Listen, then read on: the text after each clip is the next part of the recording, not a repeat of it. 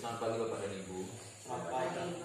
Pagi ini kita berkumpul di sini untuk membahas tentang apa itu asesmen nasional yang akan kita bahas bersama, yang dibahas oleh Bapak Setuju Halawa. Kepada Bapak Setuju dipersilakan untuk menyampaikan. Ya, terima kasih Pak. Kesempatan telah diberikan oleh Pak Ari Parigan SSI. Nah, baik, seperti apa yang telah disampaikan oleh pengantar tadi, Pak Ari, hari ini kita akan melakukan sosialisasi tentang asesmen nasional. Perlu kita ketahui bahwa selama ini kita hanya mengenal ujian nasional. Nah, untuk tahun ini kebetulan kami telah mengikuti BITEK. BITEK-nya tentang AKM, di mana AKM itu adalah asesmen kompetensi minimum, dan di dalamnya itu rupanya AKM itu hanya bagian. Rupanya ada lagi yang lebih besarnya lagi. Langsung saja apa itu asesmen nasional. Kita perhatikan bahwa asesmen nasional itu adalah program penilaian terhadap mutu sekolah. Sekali lagi, asesmen nasional itu adalah program penilaian terhadap mutu sekolah, madrasah, dan program kesetaraan pada jenjang dasar dan menengah.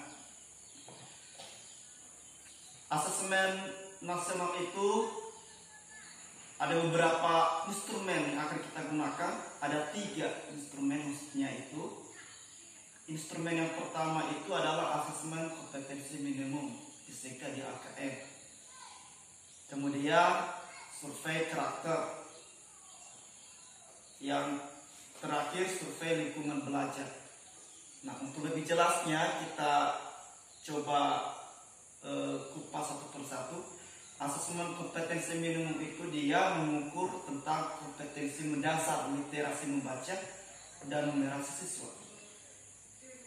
Itu kalau AKM, dia mengukur kompetensi mendasar literasi membaca dan numerasi siswa. Sementara survei karakter itu dia mengukur sikap, nilai, keyakinan, dan kebiasaan yang mencerminkan karakter siswa. Nah, survei lingkungan belajar itu mengukur kualitas berbagai aspek input dan proses belajar mengajar, baik di kelas maupun di tingkat sekolah. Selanjutnya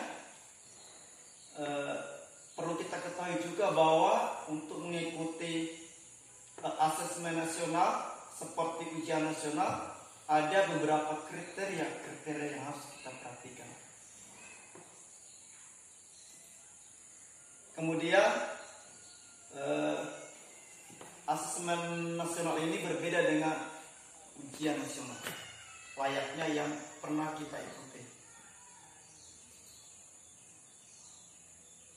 Demikian materi yang bisa saya sampaikan. Kalau ada pertanyaan, dipersilakan. Baik, dari saya Pak, terima kasih atas paparannya mengenai asesmen nasional, di mana kami begitu paham atas penjelasan Bapak. Nah, ada satu pertanyaan dari kami, dari wali kelas 2 TKJ, di mana mau bertanya apa saja kriteria asesmen nasional itu, Pak. Terima kasih. Kriteria peserta asesmen nasional itu, Ibu, pertama dia seluruh satuan pendidikan. Dia mulai dari SD, SMP, SMA, dan SMK. Kemudian kriteria yang kedua, tidak semua murid. Tidak semua murid, artinya dia pemilihan sampel secara acak. Kalau ujian nasional itu seluruh murid. Namun pada asesmen nasional ini adalah dia hanya memilih beberapa sampel.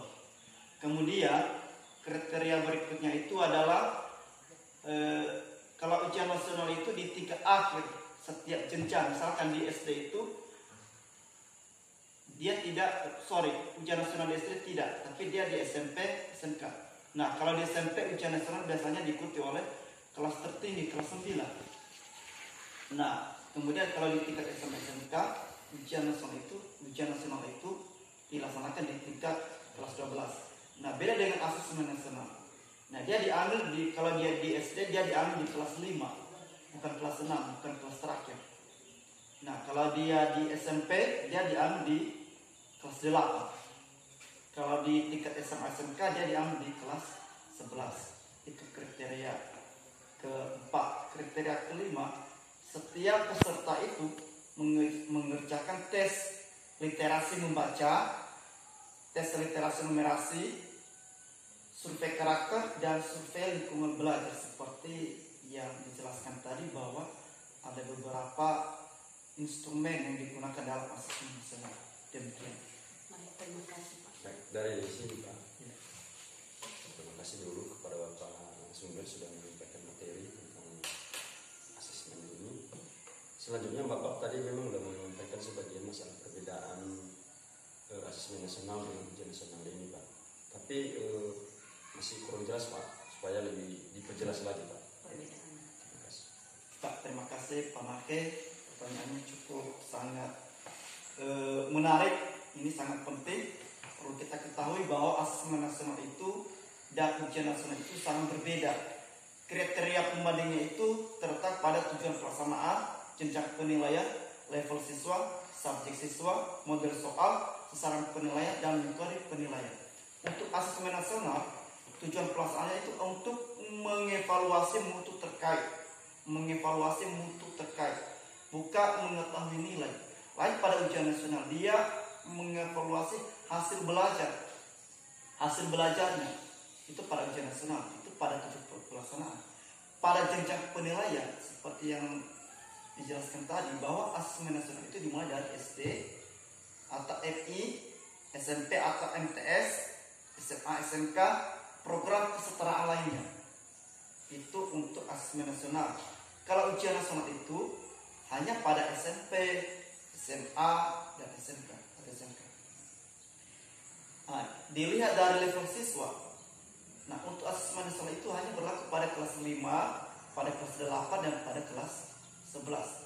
Sementara ujian nasional itu berlaku pada tingkat akhir pada tiap jenjang.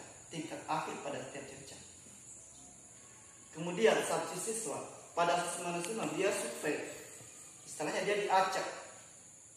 Nah, sementara pada ujian nasional dia sensus, semua siswa mengikuti ujian nasional. Itu pada subjek siswa. Dilihat dari model soal. Model soal untuk asesmen nasional dia berbentuk pilihan ganda, ya. Kemudian pilihan ganda kompleks, menjodohkan, isian singkat, dan uraian. Itu pada asesmen nasional. Sementara ujian nasional itu model soalnya pilihan ganda dan isian singkat. Nah, kemudian sasaran penilaian asesmen nasional dia kompetensi literasi, numerasi, karakter, serta kualitas. Sementara ujian nasional itu sasaran penilaiannya itu adalah penguasaan terhadap mata pelajaran. Kemudian metode penilaian pada asesmen nasional itu berbasis computerized multi-approach adaptive testing atau MSAT. Sementara ujian nasional itu adalah komputer basis tes. Demikian penjelasan dari saya. Terima kasih Pak. Ada lagi? Saya Pak. Persilakan. Oke, terima kasih atas paparan dan penjelasan Bapak tentang asesmen nasional yang menjadi pertanyaan dari sini. Apa manfaat asesmen nasional itu? Oke, terima kasih Bu. Nah, baik, harus kita ketahui juga apa manfaat asesmen nasional itu. Rupanya manfaat asesmen nasional itu adalah pertama itu sebagai gambaran kualitas pembelajaran di sekolah itu. Makanya asesmen nasional itu dilakukan sebagai gambaran atau potret. Kemudian untuk memfeedback atau balik peningkatan kualitas pembelajaran sekolah, bukan per individu ya, ini per sekolah ini. Nah, kemudian manfaat terakhir adalah dasar bagi guru untuk penyusunan program peningkatan kualitas pembelajaran sekolah. Demikian penjelasan dari saya. Kalau ada lagi, kalau sudah paham, baik. Berikutnya kita akan perjelas lagi tentang bagaimana AKN itu sebenarnya. Karena AKN itu ada beberapa item. Yang pertama pertama literasi itu bagaimana, numerasi itu bagaimana. Karena di sana kita akan diajar bagaimana membuat soalnya. Nah, misalkan kan pada SD itu ada 30 item soal untuk asesmen untuk AKM-nya. Nah, sementara pada tingkat SMP dan SMA SMK soalnya itu dibatasi hanya 36 soal. Demikian materi tentang asesmen nasional pada hari ini. Saya kembalikan kepada pemandu acara. Baik, itu yang dapat disampaikan oleh Bapak narasumber. Semoga apa yang barusan kita bahas bisa kita pahami, dan kalau memang masih kurang paham nanti bisa kita tanyakan kembali secara pribadi atau bagaimana. Terima kasih kepada Bapak narasumber dan Bapak Ibu wali kelas dan juga Ibu yang hadir pada hari ini. Semoga pertemuan kita kali ini bermanfaat dan sama-sama bisa kita laksanakan asesmen nasional